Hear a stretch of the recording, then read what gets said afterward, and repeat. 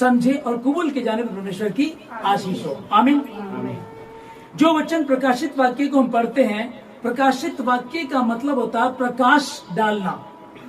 जबकि प्रकाशित वाक्य को जब पढ़ते हैं तो अधिकतर लोग ऐसे बोलते हैं कि इसमें तो बहुत भेद है, ये तो बहुत डरावना है। जब हम इसको पढ़ते हैं तो कई बार समझ में नहीं आता, इसमें तो बहुत भेद है, हम इसको कैसे समझेंगे। जबकि इसका नाम ही क्या है, प्रकाशित वाक्य, मतलब कि प्रकाश डालना, मतलब कि किसी चीज को ढांपना नहीं है, उसको उगाड़ना है, उसको उगाड़ना है। और जब हम इसको देखते हैं तो इसका वचन जो है, एक तरफ पूरी बाइबल को रख दीजिएगा, 65 पुस्तक ये एक तरफ रख दीजिएगा, और एक ये 66वीं पुस्तक एक तरफ रख दीजिएगा, आपको ऐसा लगेगा कि पूरी की पूरी बाइबल है जो हमसे बात करी है। जो हुआ, जो होने वाला, वो सब इसमें बताया जाता है। और जिस वचन को अभी हमने पढ़ा कि हे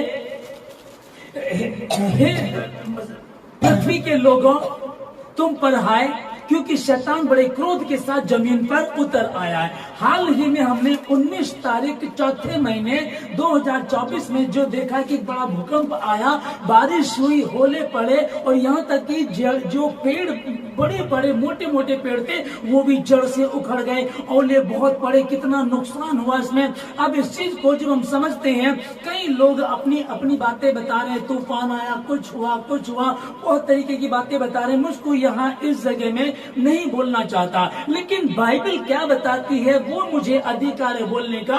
और जो न्यूज के माध्यम से लोग बता रहे हैं, जो साइंस रीति से बताया जा रहा, उसको हम थोड़ा सा देख सकते हैं। अब 19 तारीख को तो यहाँ हुआ, यहाँ से पहले 15 तारीख और 16 तारीख को दुबई में ये तूफान आया, और दोपहर के 2:30-40 का समय था, वहां अंधकार छा गया, जहां पूरा एरिया रेगिस्तान का, रेती रेत है, पानी के लिए वहां तरसते हैं। वहां ऐसी बारिश हुई कि एयरपोर्ट पे भी गाड़ियां तैर रही थी, और एरोप्लेन भी ऐसा लग रहा था ये उड़ नहीं रहा, ये पानी में तैर रहा है। न्यूज के माध्यम से ऐसा आप लोगों ने देखा होगा, इस तरह से दिखाया जा रहा था। तो इसका कारण क्या, कई बार हमारी समझ में नहीं आता। एक जैसे खेती बाड़ी करनी है, और खेती बाड़ी करने के लिए हमको पानी चाहिए बारिश का, तो जब हमें बारिश का पानी चाहिए, अब हम उसको कैसे लाएंगे। हमारे उधर तो रेगिस्तान है, बारिश होती नहीं है। फिर साइंस ने ऐसी तरक्की की है कि जैसे कि आप लोग देखते हैं, रात को सब्जी में लोग इंजेक्शन लगाते हैं, वो इतनी सी होती, इतनी बड़ी हो जाती है। हम कई बार हम देखते हैं कि लोग जो दूध निकालते हैं, आपकी गाय है और वो गाय 1 किलो 2 किलो 2.5 किलो दूध देती है, तो इंजेक्शन लगा करके उससे ज्यादा दूध लिया जाता है, लेकिन उसके साइड इफेक्ट भी है। जिस सब्जी को तुम जबरदस्ती तैयार कर रहे हो, उसका साइड इफेक्ट भी है। जिस दूध को तुम जबरदस्ती निकाल रहे हो, थोड़े समय बाद फिर वो गाय जो वो एक्सपायरी हो जाती है, वो कमजोर हो जाती है, क्योंकि आप प्रकृति के साथ छेड़छाड़ कर रहे हैं। उसी रीति से इन लोगों ने भी, क्योंकि वहां पानी नहीं होता है, एक खेती बाड़ी करने के लिए इन्होंने क्लाउड सीडिंग, एक ये है क्लाउड सीडिंग करते हैं ये। उसमें क्या होता है कि जैसे कि बादल है, बादल में ये लोग कुछ केमिकल छोड़ते हैं। बादल जो है 40% बादल होना चाहिए, और उसमें थोड़ा पानी भी, बूंदे भी मौजूद होनी चाहिए। ये लोग उसमें कुछ नमक, कुछ आइस, कुछ इस तरह के कुछ केमिकल्स होते हैं, एरोप्लेन के द्वारा उसमें ऐसे छोड़ देते हैं, और उसके बाद बारिश बरसती है। मतलब कि साइंस ने तरक्की की है, जहाँ बारिश नहीं होती वहां भी बारिश हो सकती है, और इस तरह से वहां हो रहा था। इसी रीति से वो किया करते थे। अब उसमें के लिए, इसमें ये मैं पढ़ रहा था उसका कि कम से कम 40% बादल होना चाहिए, जरूरी है, और थोड़ा उसमें पानी भी होना चाहिए। और बादलों में वो क्या डालते हैं, सिल्वर आयोडाइड डालते हैं, और ड्राई आइस डालते हैं, साधारण नमक छोड़ा जाता है। ये 3-4 चीजें मिला करके वो डालते हैं, और उसके बाद बारिश हो जाती है। लेकिन इस बार इन्होंने किया या कम किया या ज्यादा किया, जो रीति के अनुसार है कि बादल 40% होना चाहिए और थोड़ी बूंदे भी होनी चाहिए। अब वो नहीं रही होंगी या कुछ और रहा होगा, तो वहां इतनी बारिश बरसी, अब वहां की गाड़ियां तैर रही थी जैसे यहाँ पानी में चप्पल जूते तैरते, उस रीति से। अब समझिएगा, ओके। तब जो मैं इसको न्यूज को देख रहा था, पर मैं यही समझ रहा था कि ये हो क्या रहा है। तब कोई इसको कुछ बता रहा, कोई कुछ बता रहा, लेकिन अभी हम लोग, आपको नहीं पता था कि ये मैसेज होगा आज, पर आपने एक गीत गाया, थोड़ा समय है बाकी, सेवा अभी है काफी। हम रुके नहीं, पीछे मुड़े नहीं, हम रुके नहीं, पीछे मुड़े नहीं, ये शो है हमारा साथी। हालेलुया। इस गीत को हम लोग गा रहे थे, उसके बाद मैसेज देखिएगा कि थोड़ा समय बाकी, सेवा अभी है काफी। हे पृथ्वी, वो कह रहा है कि हे स्वर्ग हो और उसमें रहने वाले मगन हो, आनंद करो, हाय तुम पर जो तुम पृथ्वी पर हो, क्योंकि शैतान बड़े क्रोध के साथ जमीन पर उतर आया है। अब इन्होंने कहा कि वहां बारिश होने का कारण ये था, बाइबल बता रही कि शैतान चिढ़ा हुआ है, उसका थोड़ा ही समय है, और यीशु मसीह ने कहा था अंत के समय में क्या क्या होने वाला है। आगे जब हम प्रकृति के साथ खिलवाड़ करते हैं तो उसका असर हमें हजारों किलोमीटर तक देखने को मिलता है। ओके, एक साल की बारिश जहां एक या 1.5 साल में इतना पानी बरसता है, वहां 2 ही दिन में इतना पानी बरस गया। 1-1.5 साल में जितनी बारिश होनी होती है, 2 दिन में ही इतना पानी बरस गया। कारण क्या इसका कि जब तुम प्रकृति के साथ छेड़छाड़ करते हो, तुम साइंस ने तरक्की कर ली है, बहुत तरक्की कर ली है, तुम जबरन छोटी सब्जी को इंजेक्शन लगाकर बड़ा कर देते हो।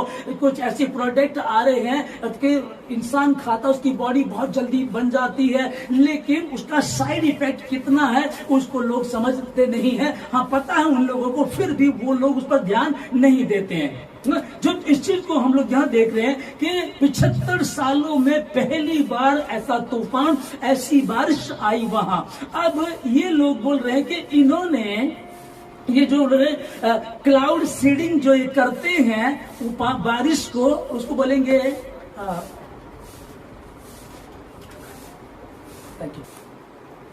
अब दुबई में जो बारिश हुई उसका कारण बताया जा रहा है, क्योंकि क्लाउड सीडिंग जो ये करते हैं उसके कारण से ये हो रहा है। और वहां 19 मौतें, ये पहले दिन का रिकॉर्ड है, बात का मुझे भी पता नहीं है, 19 मौतें भी हो गई। चलिए मान लेते हैं ये इसलिए हुआ, कुछ लोग कह रहे हैं, और ये हुआ भी इसी वजह से है। लेकिन ओमान में भी बारिश हुई, और वहां ये आर्टिफिशियल रेन नहीं करते हैं, ये नकली बारिश वहां नहीं लाते हैं बिल्कुल भी। फिर वहां ये तूफान क्यों आया, वहां बारिश क्यों हुई? अगर, चूंकि न्यूज के माध्यम से मैं देख रहा था, वो कह रहे थे कि वो जो आर्टिफिशियल रेन को लेकर के आते हैं, उसके कारण, जो केमिकल के द्वारा बारिश कराते हैं, ये उसके कारण से हुआ। चलिए मान लेते उसके द्वारा हुआ है, तो ओमान में भी तो बारिश हुई है और वहां भी 18 लोगों की मौत हो गई है। अब क्या कहेंगे? अभी जैसे एक भाई बता रहे थे कि दुबई में कुछ ये कारण नहीं, कुछ और कारण है, चलो मान लेते हैं वो कारण है। फिर ओमान में जो बारिश हुई, वहां तो आर्टिफिशियल रेन नहीं होती है, फिर वहां 18 मौतें क्यों हो गई, वहां ये तबाही क्यों आई है? अच्छा, 15 और 16 को तो वहां हुआ था, और हमारे भारत देश में हमारे आसपास भी ये 19 तारीख को हुआ, और शायद 10 की 15 मिनट ये बारिश हुई थी, ओले पड़े और कितने मोटे मोटे पेड़ जड़ से उखड़ गए, बाइक भी टूट गई। और वह दुबई का तो मैं देख रहा था कि ऊपर से सोफा ऐसे उड़ करके नीचे गिरा जैसे एक हैंकी, एक रुमाल होता है ना। तब मेरे और आपके लिए क्या कहा यीशु मसीह ने? प्रार्थना करते रहो, जागते रहो कि तुम परीक्षा में ना पड़ जाओ। अब मेरे और आपके लिए, हम जो मसीह परिवार के मसीह लोग हैं, मेरे और आपके लिए स्पेशल यही है कि थोड़ा समय है बाकी, सेवा अभी है काफी। हमको बहुत काम करना है, अभी बहुत लोगों के पास शुभ समाचार नहीं पहुंचा है, बहुत लोग दुखी हैं, बहुत लोग परेशान हैं, उन तक शुभ समाचार पहुंचाए हैं, हम उनको बताएं, वो सत्य को जाने, वो भी स्वतंत्र हो सके, और वो जान ले कि यीशु मसीह ने जो कहा था वो पूरा होकर के ही रहेगा। आप कोई किसी भी एंगल से देखे, कोई कह रहा है कि ये आर्टिफिशियल रेन के कारण हुआ है, तो फिर मैं इसको दूसरे को देख रहा, ओमान में क्यों हुआ, पर ये फिर हमारे भारत में हुआ है, हम तो ऐसा नहीं करते, यहाँ तो बारिश बहुत है। और इस समय में बारिश का आना और बारिश के साथ ओलों का पड़ना हमारी पकी पकाई फसल को बर्बाद कर देता है। तो यहाँ भी नुकसान होता है। है ना। इसलिए जब यहाँ यीशु मसीह ने जिसको हम लोग पढ़ रहे हैं प्रकाशित वाक्य के प्रकाशन दे रहा है और वो पर्दे हटा रहा है, कहता है कि हे स्वर्गो और उसमें रहने वालों आनंद करो, मगन रहो, तुम्हें कोई दिक्कत वाली बात नहीं है, तुम परमेश्वर के समीप हो। हाय तुम पर जो तुम पृथ्वी पर हो, जो तुम नीचे धरती पर हो, तुम पर हाय, क्योंकि शैतान बड़े क्रोध के साथ, बड़े चिढ़ के साथ जमीन पर उतर आया, क्योंकि जानता उसका समय थोड़ा ही है। अब हम उससे कैसे बच सकते हैं? चेले कहने लगे प्रभु हम उस दुष्ट आत्मा को क्यों नहीं निकाल सके, हम उस बात का सामना क्यों नहीं कर सके? कारण उसका क्या हुआ? मैं क्या कर रहा, जितनी बारिश हो रही थी उस दिन किसी के घर में प्रेयर थी, हम प्रेयर कर से फ्री हुए थे, तो एक बहन वहां कहने लगी कि जब तूफान आ रहा था तो मैंने कहा यीशु मसीह के नाम में तूफान थम जाए। कहने लगी थमा नहीं, और मैं तो उल्टा भीग गई।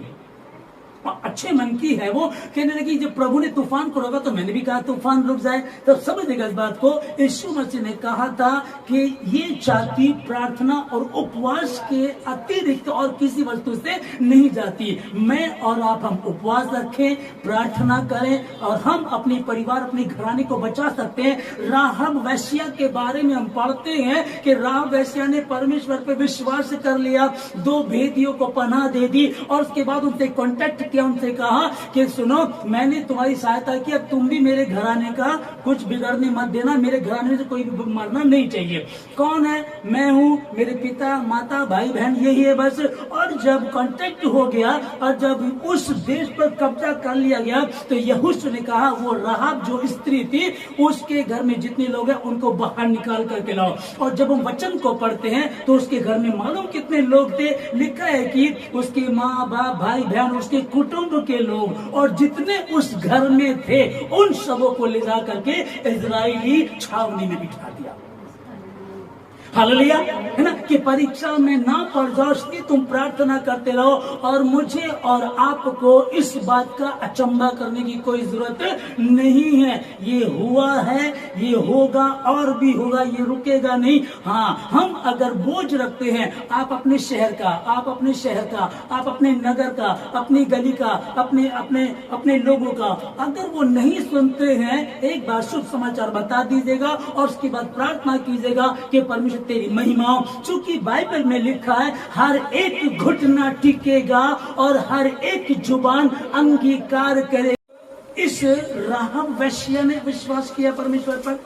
अब इसने विश्वास किया, विश्वास करने के बाद इजरायली पुरुषों से इसने कांटेक्ट किया कि भाई देखो मैंने तुम्हारी सहायता की है और हमें पता है कि तुम्हारा खुदा आसमान का भी खुदा और जमीन का भी खुदा है। तुम्हारा खुदा जब तुमको मिस्र से निकाल करके ला रहा था और तुम्हारे सामने जब लाल समुद्र आया तो उसको उसने सुखा दिया था और तुम उस पर जमीन पर चले। ये सुन करके हम लोग जो है डरे हुए हैं, ना तो हमारे यहाँ यरीहो का कोई घर से बाहर निकल रहा है और ना बाहर से कोई घर में जा रहा है। मतलब कि सब डरे हुए, हमारे मन पिघल गए हैं। और मुझे तो यकीन है कि तुम्हारे खुदा यहोवा ने तुमको ये देश दे दिया है। जब तुमको ये देश दे दिया जाए तो मेरे घराने को कुछ भी होना नहीं चाहिए। इसने विश्वास किया, विश्वास करने के बाद इसने वो बड़ी आशीष पाई। सिंपल बात थी कि भाई मुझे और मेरे घराने को कुछ मत कहना। और यहोशू ने कहा उन दोनों भेदियों से जो भेद लेने गए थे कि जाओ उस वेश्या के पास जाओ और जा करके जितने भी उसके परिवार के उनको लेकर के आओ। जब वो वहां पहुंचे तो वहां कौन थे? उसके माँ बाप भाई बहन और वहां और भी लोग थे और उसके कुटुंब के लोग जितने भी थे उन सबों को लाए और ला करके कहां बिठा दिया? इजरायली छावनी में। अब ध्यान से समझिएगा, यहाँ तूफान है, यहाँ लड़ाई है, यहाँ झगड़े हैं, यहाँ गड़बड़ी है, अंधकार की शक्ति है। और जब इसने विश्वास किया, जब आपने विश्वास किया और जब आप लोगों को जाकर के बताएंगे, क्योंकि सेवा अभी है काफी और समय है बहुत बहुत कम है, समय थोड़ा है और सेवा बहुत ज्यादा है। अब हमको क्या करना, जितना हो सके हम बता सके। और ये वचन धरती आकाश टल जाएंगे परंतु मेरा वचन कभी भी नहीं चलेगा। उसी प्रभु ने कहा, तब उसको बचा लिया गया और उसको वहां से, उस जगह से निकालकर उस राहब को, उसके कुटुंब को और जितने उसके साथ घर में थे उन सबों को निकाल करके छावनी में, कहा इजरायली छावनी में लाकर बिठा दिया। अब कोई आंच उन पर नहीं आएगी। और आगे अगर पढ़ेंगे तो लिखा है कि यही, इसी से यीशु मसीह निकल करके आता है और इसका नाम, इस राहब वैश्या का नाम, सलमोन का नाम यीशु मसीह की वंशावली में लिखा हुआ है। अब परमेश्वर का वचन बता रहा है कि जो स्वर्ग में रहने वाले हो तुम आनंद करो, तुम मगन रहो। हाय तुम पर जो समुद्र और तुम पृथ्वी पर हो। तो पृथ्वी पे तो आप और मैं भी हैं। फिर चेले कहने लगे, प्रभु हम उस दुष्ट आत्मा को क्यों नहीं निकाल सके? प्रभु वो प्रॉब्लम क्यों हम पर बनी हुई है? वो दिक्कत क्यों बनी है? वो कारण क्या हुआ? बीबी यीशु मसीह ने कहा, ये जाति प्रार्थना और उपवास के अतिरिक्त और किसी वस्तु से नहीं जाती। और प्रभु ने जब बता दिया, आप निरंतर उपवास रख रहे हैं, निरंतर आप प्रार्थना कर रहे हैं, अभी भी प्रॉब्लम है, अभी भी आपको मार्ग नजर नहीं आ रहा, निरंतर प्रार्थना करते रहो, उपवास करते रहो और पर रास्ता निकलेगा। और यीशु मसीह के नाम में जितनी देरी हो रही है उतना ज्यादा ब्याज समेत आपकी बरकतें, आपकी आशीषें इकट्ठी हो रही है और आपको मिलेगी, कोई रोक नहीं सकता। क्योंकि दानियल की प्रार्थना जब स्वर्गदूत लेकर के आ रहा था तो बीच में लड़ाई हुई, जंग हुई, जो दुष्ट स्वर्गदूत थे उनसे जंग हुई।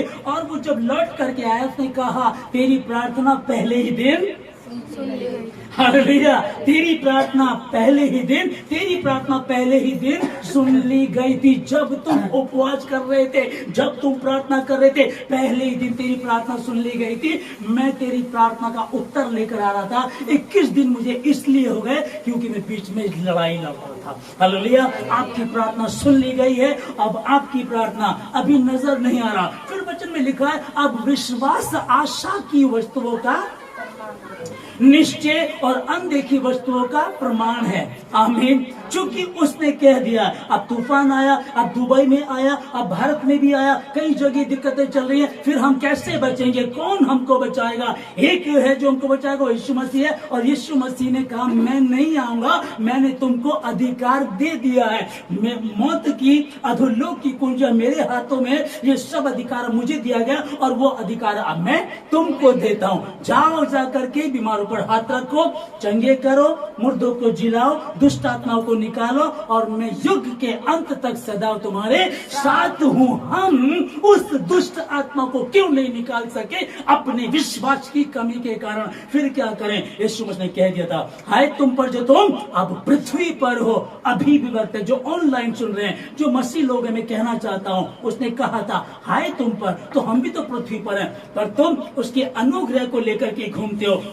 उसका आत्मा तुम्हारे भीतर वास करता है, उसके अनुग्रह में तुम चलते फिरते हो। जैसे एक व्यक्ति बारिश में घूमता है और उसके बाद छतरी होती है तो पानी उसके ऊपर नहीं गिरता, वो बच जाता है। और भी ज्यादा बचना चाहे तो वो और बड़ा कुछ ले लेता है, लॉन्ग शूट पहन लेता है और वो रेन जैकेट पहन लेता है। ये इससे भी ज्यादा अनुग्रह बड़ा कैसे कहेंगे कि जब वो कार में बैठा है और शहर में बारिश के बीच चलता जा रहा है, नीचे भी पानी है, साइड में भी, दाएं भी, बाएं भी, ऊपर भी, हर तरफ पानी है। पर क्योंकि वो कार में बैठा है, अपनी गाड़ी में बैठा है, इसलिए उसको बूंद लगती नहीं है। बस वैसे आपका विश्वास कैसा है ना? आप प्रार्थना कर रहे हो, किसी की प्रार्थना 10 मिनट की है तो बारिश में आपने देखा वो लोग पन्नी लेकर कैसे घूमते हैं, रिक्शा वाले, ठीक है ना। कुछ किसी की प्रार्थना आधे घंटे की है तो वो छोटी छतरी लेकर घूम रहा है। किसी की प्रार्थना 1 घंटे की है तो उसने और बड़ी ले ली। किसी की 2 घंटे की प्रार्थना, उसने रेन जैकेट पहन ली, लॉन्ग बूट पहन लिए, है ना। किसी की प्रार्थना 2 घंटे की, 4 घंटे की, 5 घंटे की है। वो गाड़ी में बैठ करके जा रहा, पूरे शहर में बारिश हो रही है पर उसे एक भी बूंद टच नहीं कर रही है। हालेलुया। उसी प्रकार से अब हमने पहले वचन को पढ़ा कि परमेश्वर कह रहा, हाय तुम पर जो पृथ्वी पर हो। प्रभु तूने हमको पृथ्वी पर रखा है, तो मैंने तुमको कहा तुम पृथ्वी का नमक भी हो, तुम पृथ्वी की ज्योति भी हो। तुमको पृथ्वी पे रखा, तुम पृथ्वी का नमक हो, तुम जगत की ज्योति हो। तुमको मैंने तुमको वो उद्धार का टोप पहनाया, मैंने तुमको वो अधिकार दिया। अरे मैंने कहा जाओ जाकर के बीमारों को चंगा करो, दुष्ट आत्मा को निकालो, मरे हुओं को जिंदा करो, मैंने तुमको ये अधिकार दिया है। फिर तुमको ये नहीं सोचना हाय तुम पर जो तुम पृथ्वी पर वो उन पर हाय जो मसीह में नहीं है, जो जुबान अभी भी अंगीकार नहीं कर रही है, क्योंकि हर एक घुटना टिकेगा यीशु मसीह के सामने और हर जुबान अंगीकार करेगी, वो किसी भी कौम का क्यों ना हो। लिखा कि सब जाति के लोग, है ना, और जिन्होंने उसको बेदा था, किसने? रोमियों ने और यहूदियों ने, वो छाती पीटेंगे और कहेंगे हमने ऐसा क्यों किया, हमें बर्रे के खौफ से, बर्रे के जो उसका डर है, गुस्से से हमको बचा लो। कौन बचाएगा? हालेलुया ना। तो जब विश्वास सुनने से, सुनना मसीह के वचन से होता है। अब जब विश्वास की बात आती है, हर किसी के लिए परमेश्वर में लिखा है कि विश्वास बिना उसे प्रसन्न करना अन्न होना है, दूसरा कोई कारण नहीं है। मैं ऊंची जाति का हूँ, मैं पैसे वाला हूँ, मैं बहुत ईमानदार हूँ, मैं ज्यादा पढ़ा लिखा हूँ, मैं ज्यादा गोरा रंग का हूँ, मैं ज्यादा इंटेलिजेंट हूँ, है ना, मैं प्रधानमंत्री हूँ, या मैं तो कोई बहुत ज्यादा अंग्रेजी जानता हूँ। कुछ नहीं चाहिए, सिर्फ एक चीज चाहिए। लिखा है कि और विश्वास बिना उसे प्रसन्न करना अन्न होना है। और दूसरा क्या लिखा है? दूसरी बात आती है, क्योंकि परमेश्वर के पास आने वाले को विश्वास करना चाहिए कि वो है। और तीसरा क्या है? और अपने खोजने वालों को प्रतिफल देता है। आमीन। और यीशु मसीह जब प्रार्थना कर रहे थे गतसमनी बाग में, और अपने चेलों को बोल करके गए, कहने लगे तुम जागते रहो, प्रार्थना करते रहो तो तुम परीक्षा में ना पड़ जाओ। वो प्रार्थना करने थे, सो रहे थे। फिर यीशु मसीह आकर के कहने लगे, क्या तुम मेरे साथ एक घड़ी भी नहीं जाग सके? जागते रहो, प्रार्थना करते रहो कि तुम परीक्षा में ना पड़ जाओ, क्योंकि शरीर जो आत्मा वो तो तैयार है, परंतु शरीर दुर्बल है। हमको नींद चाहिए, हमको खाना चाहिए, उपवास ज्यादा हम रोजे रख नहीं पाएंगे, ज्यादा जाग नहीं सकते, रात को प्रार्थना कर नहीं सकते। तो आत्मा तैयार है, चाहती है, परंतु शरीर दुर्बल है। अब हमको इसी पृथ्वी पर रखा, और यीशु मसीह जब जा रहे थे, जब उठा लिए गए, उससे पहले उसने कहा मैं तुम्हें एक सहायक दूंगा, अर्थात पवित्र आत्मा, वो मुझको और आपको दिया गया। हम पवित्र आत्मा के द्वारा प्रार्थना करें, और जब हमको प्रार्थना करना नहीं आता तो हमको सिखाता है। दुनिया में ये दिक्कतें थी, हैं और रहेगी और बढ़ेगी। नजदीक समय है, बहुत नजदीक समय है, अब अंत नजदीक है, कयामत बिल्कुल नजदीक है, और ये सब होना ही होना है। कोई कह रहा है, कहने लगी भाई दुबई में जो बारिश हुई, तूफान हुआ, इतना पानी आया, रेगिस्तान जैसी जगह में इतना पानी का होने क्या मतलब है? क्लाउड सीडिंग के द्वारा, क्योंकि वो जो आर्टिफिशियल रेन करते हैं उसके द्वारा, जो केमिकल डालते हैं उसके द्वारा ये प्रॉब्लम आई है। ठीक है, वो लोग बोल रहे हैं। फिर मैं दूसरी बात को आपको बता ही रहा था कि ओमान में भी बारिश हुई, लेकिन वहां तो आर्टिफिशियल रेन नहीं होती है, वहां तो वो इस तरह की बारिश को नहीं करते हैं। फिर वहां क्यों पानी आ गया? भारत में भी पानी आया। तो आप दिमाग लगाएंगे, आप पजल हो जाएंगे, आप भूल भुलैया में जैसे खो जाता वैसे खो जाएंगे। यार वहां बारिश तो ऐसा हुआ, यहाँ हुआ तो ऐसा हुआ, वहां हुआ तो ऐसा हुआ, साइंस ये बता रहा है, वो आदमी ये कह रहा है, वो आदमी इस बात को बोल रहा है, बहुत बहुत कुछ कहेंगे। पर मेरे और आपके पास परमेश्वर ने हमको ये पुस्तक दी है, पवित्र शास्त्र बाइबल, 200 रुपए की किताब है ये। और जब हम इसको पढ़ते हैं तो यीशु मसीह उद्धार करता हमसे बातें करता है। आमीन। हम इसको पढ़े, इसके अनुसार चले, बस इसी रीति से परमेश्वर में बनते चले जाइएगा। हाँ, फिर मैं कहूंगा आप लोगों को, यीशु मसीह ने कहा था, मत्ती 11:12 में लिखा है, यूहन्ना बपतिस्मा देने वाले के दिनों से लेकर अब तक स्वर्ग के राज्य में बलपूर्वक प्रवेश होता रहा है और बलवानों से छीन लेते। आमीन। बलवान उसे छीन लेते। कमजोर हैं, आप उपवास नहीं रख पा रहे, आप कमजोर हैं, आप प्रार्थना नहीं कर रहे, आप कमजोर हैं, आप दुनियावी बातों में खो रहे, आप कमजोर हैं, आप कमजोरी है, इसलिए ध्यान रखिएगा, बलवान उसे छीन लेते हैं। कौन बलवान है? मैं यीशु मसीह में हूँ, कुछ कमजोरी है, मैं प्रार्थना करूंगा, समझ में आए ना आए, मैं खुदा के समीप बैठी रहूंगी, मैं खुदा के समीप बैठा रहूंगा। अभी खुदा के खादिम पास्टर अर्नेस्ट मन पाकिस्तान के, बहुत अच्छे गायक, बहुत अच्छे, खुदाबाद करता था। एक दिन वो प्रार्थना कर रहे, काफी देर तक वो परमेश्वर के पास बैठे रहे, वो रात रात भर प्रार्थना करते थे। वो बैठे प्रार्थना करते रहे और उनको जवाब नहीं मिला। फिर उन्होंने आखिरी में कहा, हे प्रभु, हे पिताजी, मैं प्रार्थना कर रहा था, आज आपने मुझसे बातें नहीं की। तब परमेश्वर ने उनको जवाब दिया कि मैं जवाब दूं चाहे ना दूं, तेरा मेरी उपस्थिति में बैठे रहने क्या काफी नहीं है? हालेलुया, क्या काफी नहीं है? उन्होंने कहा, हाँ प्रभु, बस फिर। कई बार लगता है ना कि परमेश्वर बात नहीं कर रहा है, परमेश्वर रिप्लाई नहीं दे रहा है, जवाब नहीं दे रहा, मैं क्या करूं, मैं क्या चलूं, समझ में नहीं आ रहा। वो इसकी चिंता मत करना, बस ध्यान रखना, मैं बैठा कहा हूं, मैं अपने पिता की गोद में हूं, मैं अपनी माँ की गोद में हूं, मैं उद्धार करता शक्ति की गोद में बैठा हूं, गोद में बैठे हो, अब डरने की जरूरत नहीं है। सो परमेश्वर आप लोगों को बहुत आशीष दे। आखिरी में ये कहना चाहूंगा, तुम पृथ्वी का नमक हो। हमको भारत देश में रखा गया है और जहां जहां भी, जैसे कि मेरा ब्रदर इन लो लंदन में है, उनका ब्रदर इन लो वो लंदन में है, ठीक है ना, बाहर है ये सारे के सारे, तो हम क्या कहें कि मेरा रिश्तेदार तो वहां है, मेरी पत्नी का सगा भाई और भाभी तो बाहर हैं, वो तो मुझे क्या सिर्फ भारत के लिए प्रार्थना करनी है? नहीं, हमको पृथ्वी का नमक कहा गया है, ना कि भारत का, ना कि पाकिस्तान का। हालेलुया। तो हमको क्या कहा गया है? तुम पृथ्वी का नमक हो। इसलिए हम पूरी दुनिया के लिए प्रार्थना करें और जैसे हो सके प्रार्थना करें, परमेश्वर तू प्रभु अपने लोगों को बचा ले, तू परमेश्वर अपने लोगों को बचा ले, तू प्रभु अपनी योजना को पूरा कर। और उसने कहा था, तुम सत्य को जानोगे, सत्य तुमको स्वतंत्र करेगा। सो मैं आशीष देता हूँ यीशु के नाम में आप सबको यीशु के नाम में आशीष देता हूँ कि तुम बलवान बनो, बलवान बनो, बलवान बनो और स्वर्ग में जाने के लिए बलवान उसे छीन लेते हैं, तुम भी उसको छीन सको। प्रार्थना के योद्धा बनो। पतरस भी सो गया था, कई बार हम सो जाते हैं, कमजोर पड़ जाते हैं। आप प्रार्थना कीजिएगा अपने दोस्तों के लिए, रिश्तेदारों के लिए, अपने मोहल्ले के लिए, अपने कुटुंब के लिए, अपने लोगों के लिए, अपने शहर के लिए, अपने डॉक्टरों के लिए, नेताओं के लिए, पुलिस वालों के लिए हम प्रार्थना करें। इन लोगों ने खुदावन अपनी महिमा को ले, परमेश्वर अपनी योजना को पूरा कर।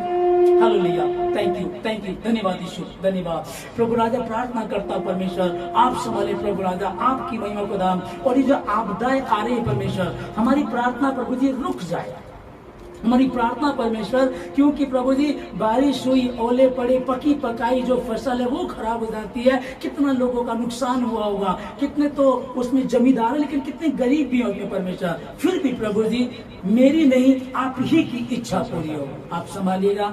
धन्यवाद देकर सारी बातों के लिए, सारी आदर भी आपको देकर धन्यवाद के साथ प्रार्थना यीशु के नाम से मांगते हैं, आमीन। Thank you Jesus.